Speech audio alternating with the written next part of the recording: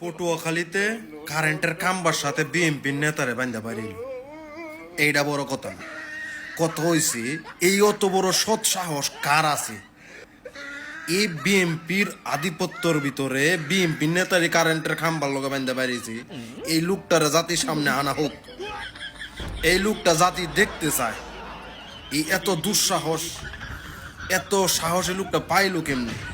যে জায়গায় বিএনপির নেতারা শুনছি বহুত দিন বছর আগের থেকে বইলে আইতাছে একটা একটা আওয়ামী লীগের কারেন্টের খাম্বার সাথে বান্ধা বান্ধা ভিড়াইব, সেই জায়গার মধ্যে বিএনপির নেতারে খাম্বার মধ্যে বান্ধা ভিড়াইছে। তো এই লোকটারা যাতে জানতে চাই কে এত সাহসী, এত ভয়ঙ্কর, এই লোকটা কে, তাকে সবার সামনে আনা হোক, জনসম্মুখে তারা আনা হোক, তাকে সম্বোধন করা হোক, তাকে অন্তত একটা নোবেল দেওয়ার দরকার। কি কাম করে বইল এটা চিন্তা করছেন?